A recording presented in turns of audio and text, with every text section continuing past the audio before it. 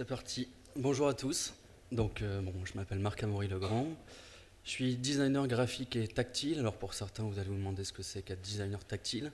Je vais essayer durant cette présentation de faire des parallèles justement entre. Je vais switcher d'un moment à l'autre entre le graphisme éditorial pur et dur que l'on aime tous, évidemment, et le design tactile d'accessibilité, parce qu'on va continuer un petit peu à parler d'accessibilité. Alors, je commence un peu par mon parcours, c'est un peu formel, j'aime pas trop ça, mais ça va pas être long. Tout simplement pour dire que j'ai commencé des études assez tôt dans le design graphique, en 2002.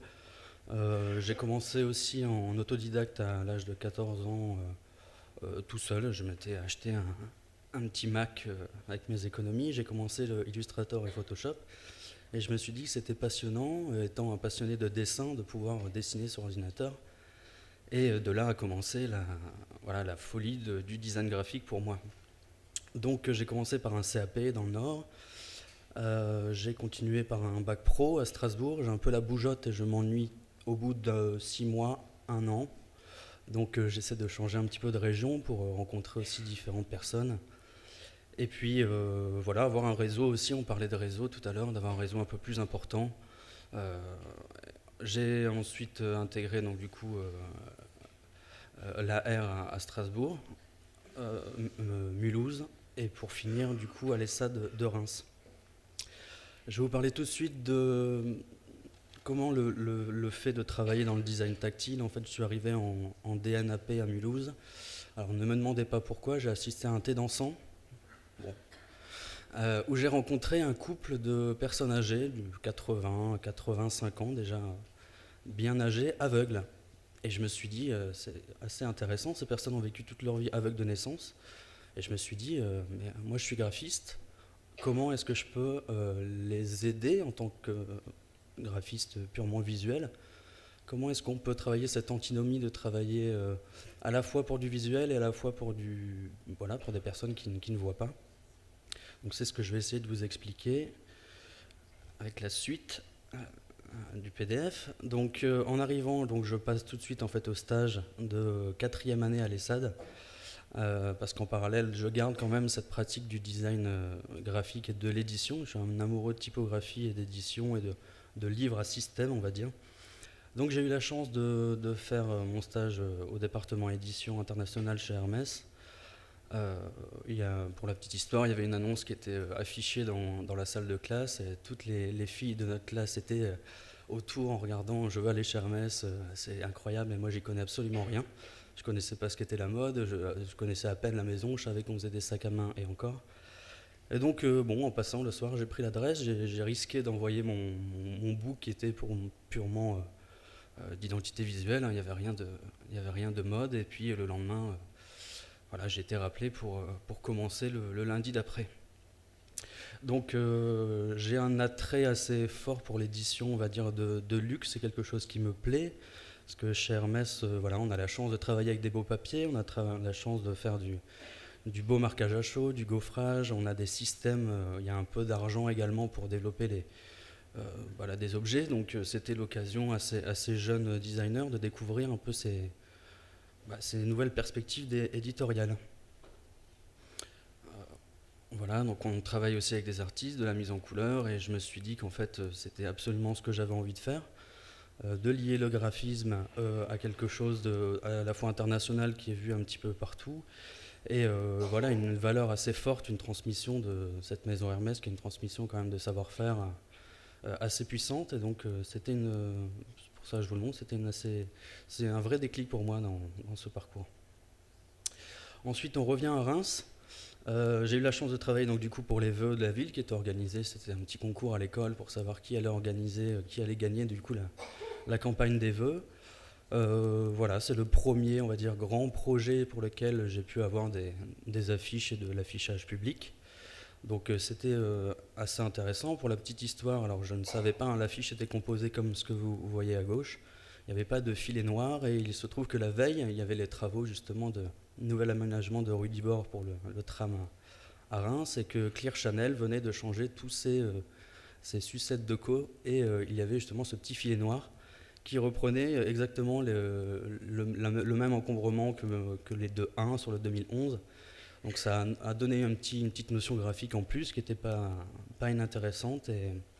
Et voilà, c'était intéressant d'avoir cette vision de voir son travail au sein même de la ville, de se balader. Et je me suis dit, ah oui, c'est possible de ne pas faire du graphisme dans son coin, de vraiment d'avoir une notion urbaine. Et je me suis intéressé du coup à la scénographie un peu plus, qui n'est pas mon métier, mais qui est complémentaire. On arrive au diplôme. Donc en fait, pour mon diplôme, je voulais allier le côté tactile et le côté visuel. Donc voilà, je me suis dit qu'en tant que graphiste, c'était l'occasion, ce diplôme, de marquer un petit peu mon parcours en me mettant aussi en danger parce que c'était pas quelque chose d'évident. Et donc j'ai développé une série de 3 livres pour enfants parce que le domaine de l'enfance en édition, c'est quelque chose qui me passionne également.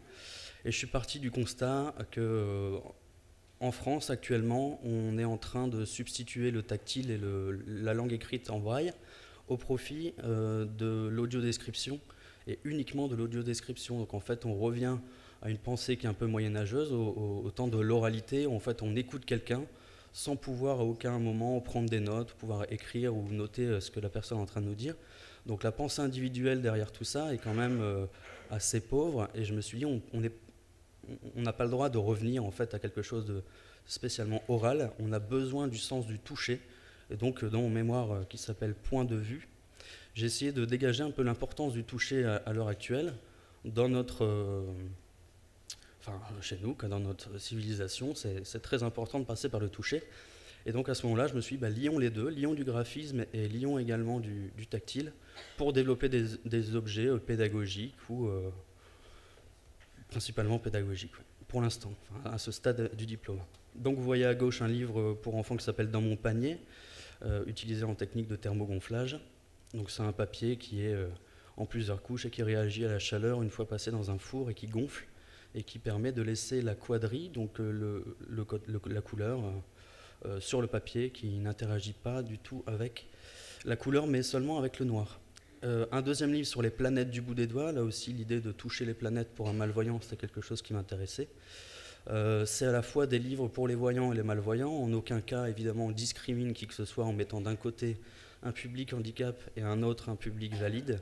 Pour moi, l'idée, c'est de réunir évidemment tout le monde au même endroit, au même niveau, et d'avoir cette double lecture, parce qu'on sait que pour une personne handicapée visuelle, c'est beaucoup plus compliqué et beaucoup plus long d'interpréter et d'appréhender un livre que quelqu'un de voyant. La vitesse de lecture est totalement différente. Donc j'ai développé un système typographique qui permet de mettre au même niveau l'écriture en noir. On appelle l'écriture en noir l'écriture pour nous classique, qu'elle soit de couleur ou pas, elle s'appelle en noir, et l'écriture en braille. Donc de superposer les deux pour arriver à au même niveau de lecture.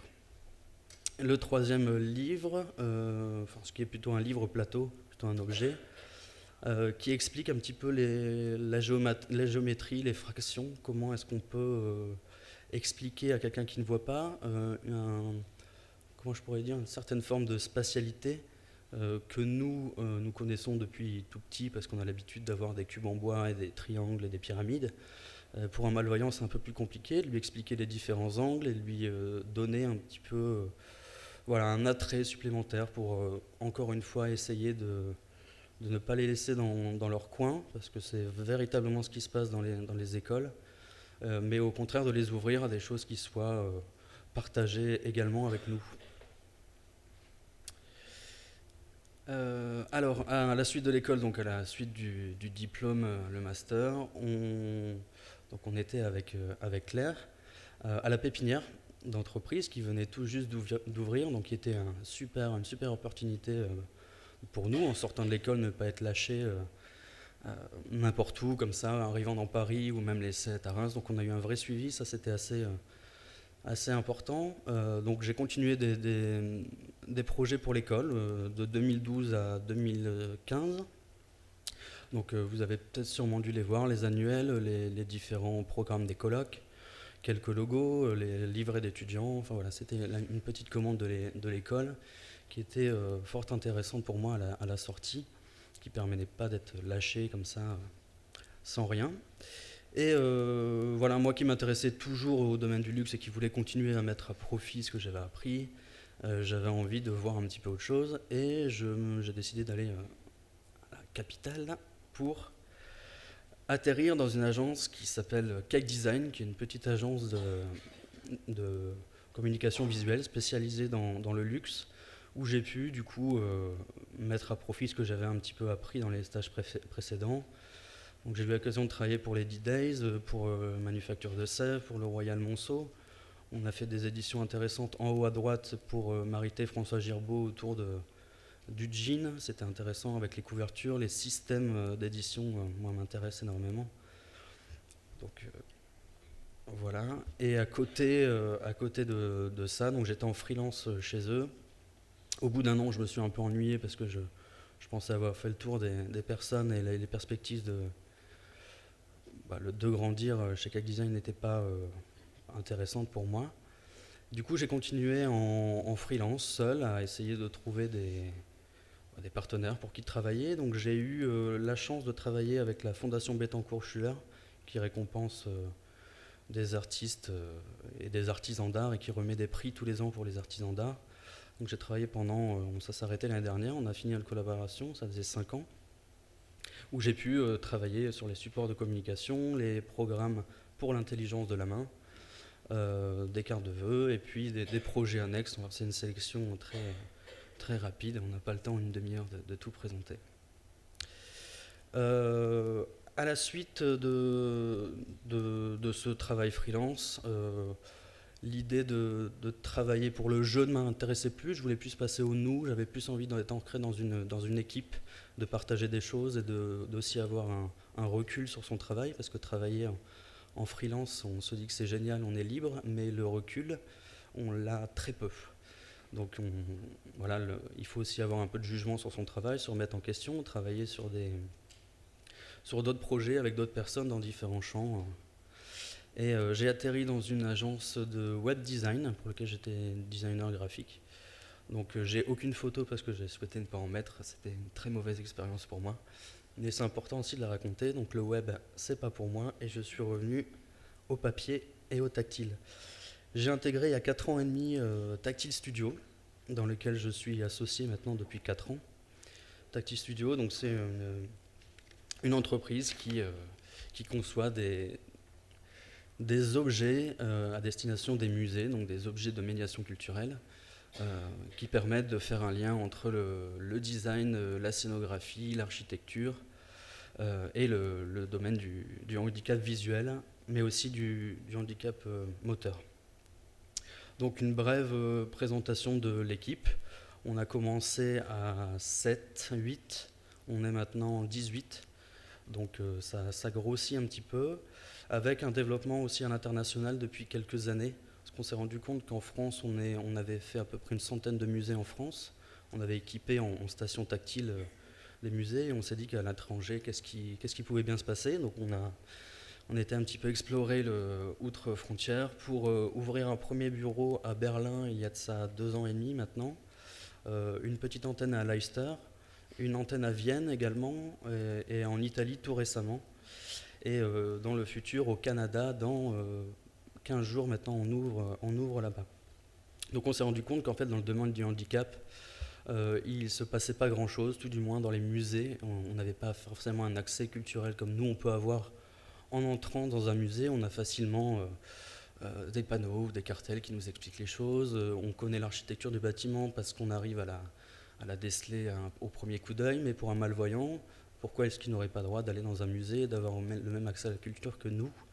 Et ça, c'est quelque chose qui me passionne et m'intéresse tous les jours.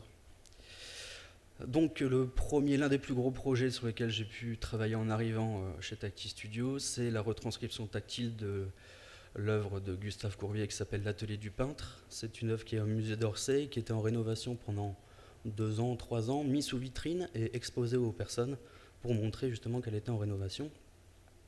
Et on nous a demandé du coup de faire une retranscription tactile sur une tablette, une grande table qui fait 2,30 m de long avec un support multimédia Et voilà, je me suis intéressé, déjà du coup pour le diplôme, pendant le diplôme, mais comment est-ce qu'on retranscrit une œuvre d'art? Comment est-ce qu'on appréhende l'œuvre d'art pour la rendre tactile? Qu'est-ce que c'est le tactile? Quels sont les seuils tactiles? Comment est-ce que je peux donner à voir une texture, une couleur, une nuance de gris? Quelle nuance est-ce qu'il faut mettre? Donc j'ai débroussaillé tout ça aussi dans mon coin en lisant énormément. C'est quelque chose que je vous encourage à faire parce que c'est très important et les livres, souvent universitaires un peu longs, sont très intéressants. Donc on apprend beaucoup de choses. Et voilà, donc sur une œuvre, on va dire, une retranscription classique, on va dire, d'œuvre, on parle des personnages principaux, ensuite on parle de la scène globale. On a un petit peu aussi de connotation, des notations qu'on peut avoir en histoire de l'art avec la structure des éléments. Donc évidemment, un tableau tactile n'est pas compris seulement de manière tactile, mais il y a toujours un appui audio. Parce que si je vous mets entre les mains cet objet, personne, évidemment même les aveugles les plus aguerris n'y comprennent absolument rien, parce qu'il faut un appui audio et c'est très important de lier les deux pour comprendre de manière optimale une retranscription. Donc premier projet quand même intéressant, qui voyage un petit peu en ce moment comme l'œuvre est en train de voyager à travers les musées. On s'intéresse également, alors je me suis dit dans cette agence, qu'est-ce que je peux amener moi en tant que graphiste et directeur artistique. Donc mon but aussi c'est de créer des nouveaux objets de médiation. Donc là on parle de livrets tactiles, on n'est pas toujours sur des stations tactiles ou des plateaux au sein même du musée ou dans les entrées. On peut avoir des choses un peu itinérantes. Ce qui m'intéresse moi c'est le livre, donc je me suis dit lions encore une fois les deux, mettons en commun ces deux savoir-faire. Donc pour le musée du Louvre, ça fait 3 ans qu'on crée des livrets tactiles avec la retranscription d'œuvres, des zooms d'œuvres. Donc tout est fait sur un papier évidemment indéchirable, assez souple, sur lequel on vient déposer une résine en UV. C'est comme une imprimante classique, sauf que au lieu que ce soit de l'encre, c'est du relief. Donc on peut calculer notre nombre de couches d'impression. Donc c'est d'ailleurs comme ça qu'on arrive à avoir des hauteurs différentes de relief entre la texture, des filets très fins, des filets un peu plus importants qui vont nous aider à comprendre le contour d'un objet. C'est tout ce champ lexical tactile qui est aussi intéressant à apprendre, et on en apprend évidemment tous les jours parce qu'on n'a pas de réponse préconçue, et c'est assez intéressant tous les jours de voir qu'on a des œuvres ou des demandes de musées. Parfois c'est compliqué, on a du mal à répondre, et parfois la solution vient très vite parce qu'on a emmagasiné une bibliothèque tactile, on va dire, qui nous permet maintenant de répondre un peu plus facilement à la demande. Donc sur des objets, mettons sur une petite idole cloche, on montre évidemment la coupe de l'objet, comment la structure de l'objet est faite. Donc on fait souvent des zooms, on duplique l'objet ou la statue ou le tableau pour en montrer un maximum de choses et pour essayer d'expliquer tout ce qui peut se passer, même si on n'y arrive pas toujours, parce que si un public handicap arrive déjà à comprendre la moitié de l'objet de manière tactile et auditive, c'est déjà beaucoup. C'est pas un sixième sens, c'est pas un sens inné, le tactile, hein, c'est quelque chose qui s'apprend, qui est très, très long. Donc on continue donc sur des expérimentations typographiques, encore une fois. Mettons en commun ce côté typographique qui moi m'intéresse beaucoup, et je me suis dit comment est-ce que je peux essayer de faire comprendre à un malvoyant que nous disposons des centaines de milliers de fontes différentes, qu'il y a des empattements différents, qu'on a du sérif, qu'on a des linéales, voilà, comment le script est interprété, parce que pour les malvoyants, la seule écriture vraiment fiable, c'est le braille. Donc autour du braille, est-ce qu'il existe un soulignement? Est-ce qu'on peut mettre de l'italique avec le braille? Est-ce que c'est intéressant? Est-ce qu'on peut le bolder? Alors voilà, quand j'ai commencé à poser ces premières questions, j'ai eu toutes les associations sur moi en me disant mais c'est pas possible, qu'est-ce que tu es en train de faire? Ça fait 150 ans que le braille existe, c'est pas pour rien, c'est pas maintenant que tu vas commencer à venir nous enquiquiner avec tes histoires de graphiste. Donc j'ai persévéré. Et il se trouve que j'ai présenté un peu ces projets aux différentes associations, donc Valentin Huyck, dont Claire parlait tout à l'heure, et d'autres également. Il se trouve qu'il y a des choses qui ont fonctionné, d'autres pas du tout. Et c'est très intéressant d'avoir confronté ça sous les mains de personnes handicapées, parce que bon, moi je le vois en tant que voyant, et je me dis ça peut marcher, c'est visuellement intéressant, or, pas du tout. Donc ça valait le coup de le faire et d'avoir ce retour. Ce qui est intéressant, donc là je vais vous présenter une série de projets de Tactile Studio avec qui on travaille notamment sur l'objet, l'œuvre, les tableaux, enfin différents cas de figure de nos projets. Ici pour le Musée de l'Homme, donc on a équipé de 21 stations le parcours du Musée de l'Homme à Paris qui vient de réouvrir il y a 3 ans à peu près. Donc là, mettons en bas à droite la confrontation d'une frise chronologique pour situer un homo ergater d'un homo erectus. Comment est-ce qu'on explique ça de manière tactile? Donc c'est des choses qu'on ne connaît pas, qui nous ont été très peu inculquées ou appris. On a évidemment des références, des choses qui ont été faites par des personnes avant nous. On n'est pas les premiers à faire les choses, mais les premiers à instaurer un petit sens différent, justement la notion de design, pour dépoussiérer un petit peu de ce qui existe et ce qui est très focalisé handicap et très souvent pas très joli, il faut le dire. Donc notre but, nous, c'est de rendre tout ça accessible et joli, aussi bien pour les voyants, parce que les voyants s'y penchent et regardent, donc il faut qu'on ait un master d'accessibilité sur chaque panneau. Donc ici, c'est intéressant de travailler aussi sur les crânes. Vous voyez qu'il y a des textures différentes sur les crânes pour montrer les différentes parties qui ont été enlevées ou retrouvées au fur et à mesure des époques. On a travaillé aussi, on travaille avec des artistes, hein, il y a des freelances qui travaillent pour nous évidemment, à gauche, à droite, qui travaillent avec nous sur de la modélisation d'objets, donc tout passe à vrai dire en 3D sur Rhino, et ensuite on imprime chez nous, on conçoit et on fabrique. Donc on a des imprimantes 3D, un centre d'usinage numérique qui nous permettent de sortir des pièces de muséographie telles que celle-ci. Le travail justement avec les sonographes est très important parce que en général dans le domaine du handicap on intervient à la fin du processus, une fois que tout le monde a ses petites idées et que tout le monde a développé le projet sans nous avoir parlé. Or je pense qu'il faudrait mettre bien en amont le processus du handicap, de l'intégrer bien plus tôt, comme vous disiez tout à l'heure. C'est pour moi primordial qu'on soit aux premières réunions de lancement d'un projet pour s'intégrer au mieux et non pas avoir un objet qui soit qui pète, qui soit flou en se disant ah c'est un objet pour l'accessibilité, c'est pour les malvoyants, on y va pas, on sait pas trop, mais quelque chose qui s'imbrique dans la scénographie actuelle d'un lieu, d'un musée ou d'une salle, et que ce soit à vrai dire assez commun, classique, et voilà, qu'il n'y ait pas encore une fois de discrimination même au sein d'une salle d'un musée.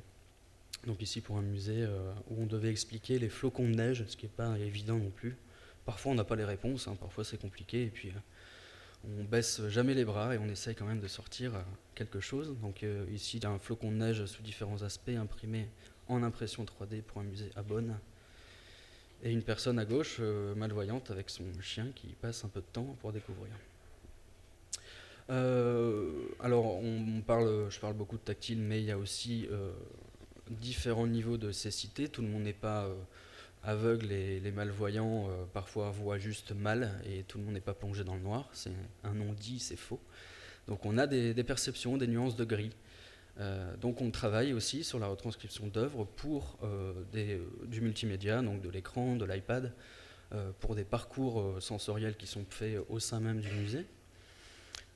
Donc là ici pour le musée des Beaux-Arts de Nantes où on avait une vingtaine d'œuvres à retranscrire, où on peut zoomer à l'intérieur, changer le contraste pour les personnes qui auraient besoin d'un contraste supérieur. On peut augmenter les niveaux de gris pour avoir un accès et avoir des niveaux de compréhension différentes. Le Panthéon à Paris qui a été livré il y a à peu près 1 an et demi. On s'adapte également à la scénographie, comme je disais tout à l'heure actuelle. Là, sur la partie gauche, nous, on a équipé que ce que vous voyez sur la partie droite, mais partie gauche, on doit aussi faire avec ce qui se trouve dans le musée, avec le nouvel aménagement d'un musée. Ici, le Panthéon s'est rééquipé de manière impressionnante sur le multimédia, il y en a un peu partout.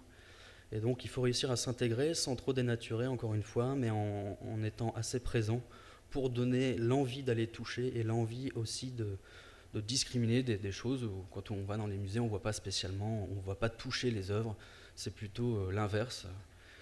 On a des petites histoires comme ça, généralement il y a des gardiens de salle qui ne sont pas au courant qu'on vient d'installer un dispositif, et dès que les personnes arrivent ou essaient de toucher quelque chose, alors là, branle-bas de combat, vous touchez pas, vous n'avez pas le droit. Donc on est obligé de faire des notes de service parfois pour expliquer aux agents d'entretien que l'on peut toucher des choses dans des musées et que ce n'est pas interdit. Je terminerai sur les 2 Louvres qui sont pour moi des projets assez importants sur lesquels j'ai eu l'occasion d'être chef de projet sur les 2 prochains slides que vous allez voir. Donc sur le musée du Louvre, le pavillon de l'horloge a été rééquipé de stations tactiles également, qui viendraient ouvrir, qui exprime à voir un peu la transformation du Louvre du Moyen-Âge à l'époque actuelle. Donc c'est des stations qui montrent l'évolution du Louvre à travers les siècles et les époques, sur lesquelles on vient faire des focus un petit peu. Donc on part toujours, c'est généralement séquencé en 3 parties.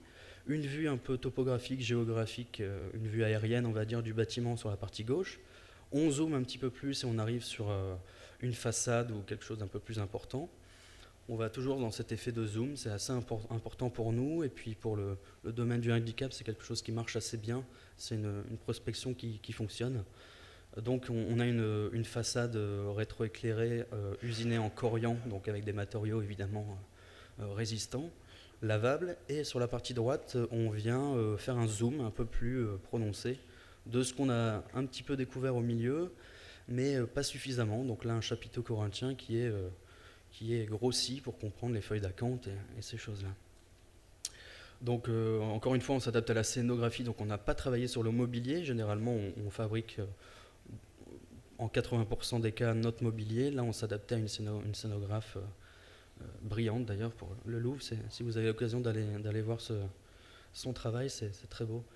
Et on s'est adapté du coup à ces supports, et on a essayé justement, là on a essayé d'être un peu plus en amont pour essayer de mettre du laiton à l'intérieur de ce dispositif. Donc le laiton a aussi une faculté de transmettre quelque chose par le toucher, la sensibilité du matériau, la température est très importante. Dans les matériaux, on n'utilise pas du PVC comme on utilise du corian, comme on peut utiliser du ciment, parce que ça nous arrive également.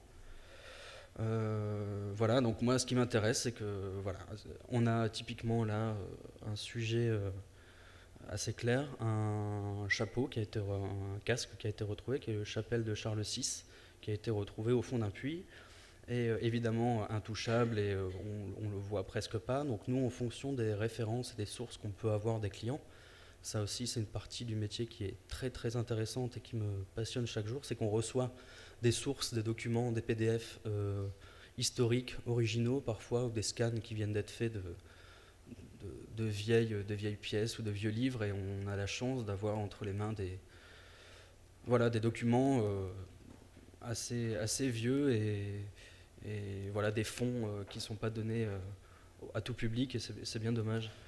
Donc là, on a retravaillé le casque pour en donner une version tactile, sur lequel on vient zoomer encore une fois sur la partie droite. Donc on vient zoomer sur un petit cerf ailé qui se trouvait au milieu d'un motif floral.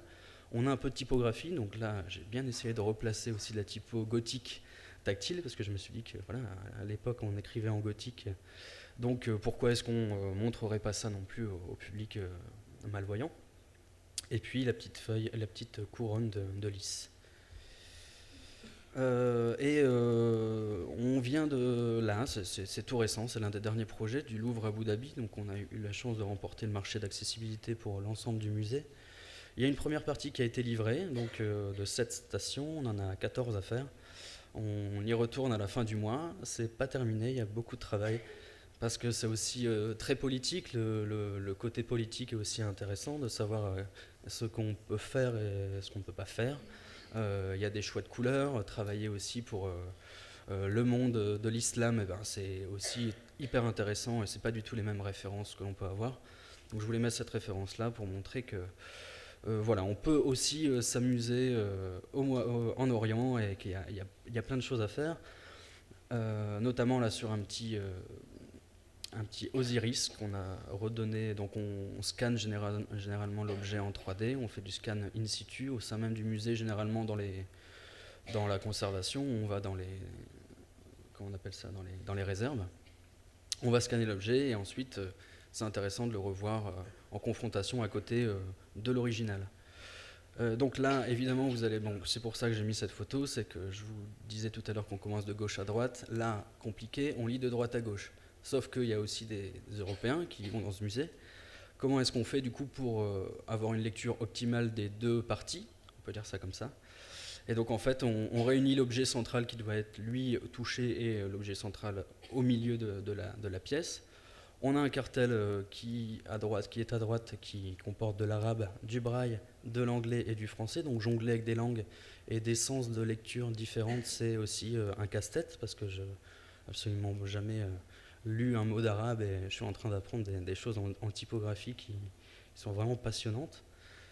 On travaille avec des graphistes indépendants, freelance, qui connaissent parfaitement l'arabe et le graphisme arabe. Et sur la partie gauche, donc, on vient remettre ces détails qui sont les chapeaux, le sceptre et le fouet d'Osiris. Et voilà, donc ça c'est un panneau type, avant juste en validation pour le client, pour que le client puisse voir à quoi ça ressemble. Donc ici c'est un portrait de George Washington qui montre les différents attributs du pouvoir. Et donc le tableau, c'est évidemment très compliqué. Plus il y a de plans dans un tableau, plus c'est compliqué à retranscrire tactilement, parce que la perspective, c'est une acuité purement visuelle. Donc tactilement, cette perspective, on ne l'a pas. Donc il faut jouer justement avec des reliefs et des niveaux différents. Donc ici, pour le travail de retranscription de George Washington, on a 3 plans bien distincts sur lesquels on a des niveaux de relief en vernis UV différents, qui permettent de comprendre les différents plans et les reliefs que compose chaque partie. On passe par une étape de simplification. En bas à droite, vous voyez l'épée. Évidemment, l'épée, si on la retranscrit telle qu'elle, on ne comprend pas grand-chose. Donc on va passer par des formes génériques, géométriques, pour aller un petit peu interpoler la bibliothèque tactile du public handicap, encore une fois. Et voilà, on essaie de mettre en place comme ça des systèmes au fur et à mesure. Et à côté de ça, parce qu'il n'y a pas que Tactile Studio et pas que le tactile dans la vie, c'est très bien, et je continue à côté. On vient de monter à plusieurs le bureau du Sérif, et pour lequel on continue à faire des éditions, des outils de médiation, en travaillant pour l'architecture, un petit peu de luxe quand même, parce que j'ai toujours envie de travailler pour ce type de client, et voilà, un peu qui voudra de notre graphisme, à vrai dire. Voilà. Merci beaucoup.